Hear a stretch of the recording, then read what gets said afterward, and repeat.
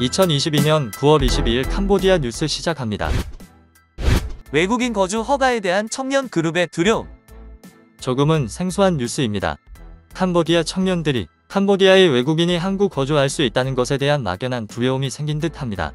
특히 중국인과 베트남인에 대한 두려움이 있는 듯합니다.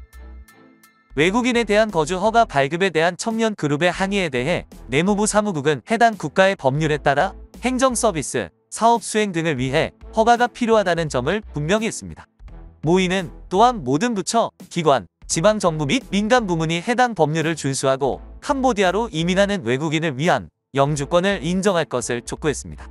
내무부 사무국 사무총장은 영주권은 행정서비스, 의료서비스, 은행 및 공공서비스 신청, 모바일 구매, 사업, 공장 취업 신청과 같은 일상적인 사용을 위한 것이라고 말했습니다.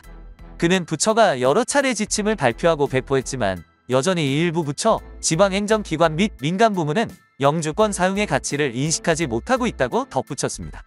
한편 청년단체는 캄보디아에 거주하는 대부분의 외국인이 베트남인과 중국인이기 때문에 외국인에 대한 영주권 발급을 중단해 달라는 첨언서를 어제 정부에 제출했습니다. 청년 그룹 리더인 텔틸레는 만약 첨언의 7일 이내에 응답하지 않는다면 그의 그룹은 프리덤파크에서 대규모 시위를 요청하는 서한을 푸놈펜 시청에 제출할 것이라고 말했다. 그는 정부가 부정적인 반응을 보일 경우 100명 이상의 참여자와 함께 또 다른 서한을 작성하여 시청에 제출하고 프리덤파크에서 공식 회의를 요청할 것이라고 덧붙였습니다. 그는 캄보디아에 더 많은 베트남인과 중국인이 거주한다면 특히 도시 불안정, 마약 문제, 절도, 매춘, 인신매매, 자금 세탁을 일으키며 우리나라를 위험에 빠뜨릴 것이라고 말했습니다. 인민개발평화센터 소장은 불법 비민자들은 적시에 해결되고 예방되어야 하는 사회의 문제라고 말했습니다. 캄보디아의 경우 사회보장, 고용, 지출 등의 문제를 피하기 위해 이민자와 관련된 법률을 엄격하게 시행해야 합니다. 일반 이민국의 보고서에 따르면 2022년 초 현재 최소 6만 명의 18세 이상의 이민자들이 정부로부터 합법적인 거주를 허가받았습니다. 총무부는 현재 캄보디아의 거의 1만 명의 외국인 이민자들이 새로운 거주 허가를 신청하지 않거나 일정 기간 동안 불법 체류를 계속하고 있으며 이는 이민자 관리와 관련된 도전이라고 덧붙였습니다. 단속 해속 주요 불법 도박 방지 공세에서 거의 1000곳이 적발. 주말에 대규모 단속에 이어 캄보디아에서 불법 도박에 대한 전례 없는 단속이 계속되었으며 주말 이후 당국에 의해 약 940곳이 급습되었습니다. 불법 도박 핫스팟 캔들은 습격의 주요 대상이었습니다. 푸놈펜 부지사는 이 작전이 총리의 엄격한 명령에 따라 푸놈펜시 통합사령부 총재이자 회장의 직접적인 지휘하에 수행되었다고 말했습니다. 토요일에 훈센 총리가 명령한 캄보디아의 불법 도박에 대한 광범위한 단속이 계속됨에 따라 푸놈펜 당국은 수도의 범죄 규모를 공개했습니다. 푸놈펜시 경찰 대변인은 푸놈펜시 통합사령부가 9월 17일부터 20일까지 3일 동안 푸놈펜 지방에서 총 44건의 도박 범죄를 단속하고 91명을 체포했다고 밝혔습니다.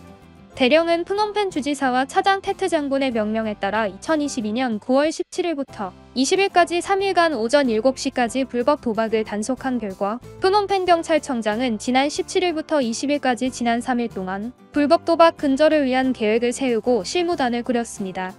오전 7시 기준으로 44곳을 급습했고 91명이 검거됐습니다. 그는 또한 29개의 베트남 복권 사이트, 6개의 불법 영화관, 4개의 온라인 도박 사이트, 1개의 포커 사이트, 3개의 온라인 닭싸움 장소를 급습하였다고 말했습니다. 푸놈펜 불법 도박 단속이 강화됨에 따라 호텔, 콘도, 전당포가 표적이 됨. 당국은 푸놈펜에서 주요 불법 도박 금지 단속을 계속했으며 불법 활동에 두드러진 것으로 의심되는 2개의 호텔을 포함한 대상을 대상으로 했습니다. 2022년 9월 20일 오후 다운펜 지역의 민 호텔을 급습하였습니다. 지역 부지사인 찹 디나는 인터뷰에서 이 급습의 결과 6대의 노트북과 72대의 휴대전화를 압수하였습니다. 또한 팀은 혼다 호텔을 추가 급습하여 마약으로 의심되는 2개의 작은 흰색 분말 패키지와 5명의 중국인 사용자 및 휴대전화를 발견했다고 말했습니다. 중국, 랩의 전폭적인 지원. 중국은 지역포괄적 경제동 반자협정이 협정에 규정된 대로 18개월 동안 발효된 후 모든 관련 당사자가 새로운 회원국 가입을 준비하기를 희망한다고 중국 상무의 고위 관리가 말했습니다.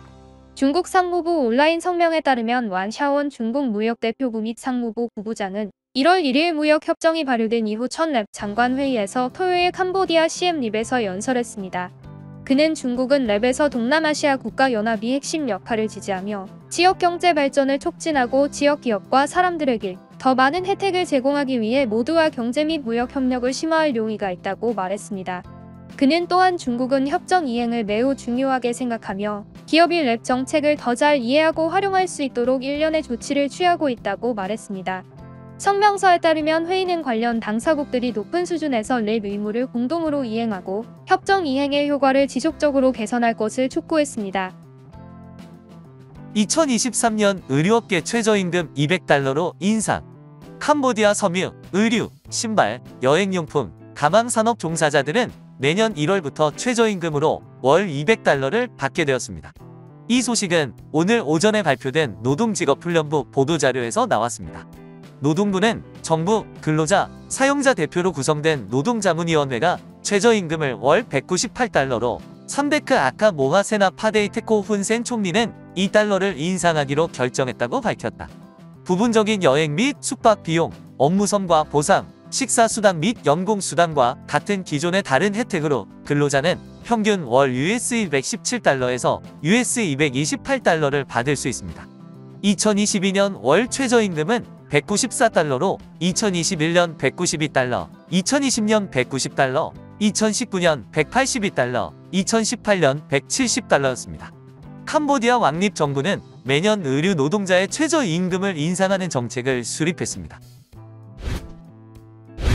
캄보디아 뉴스TV는 시청자분들의 문의나 제보를 기다리고 있습니다.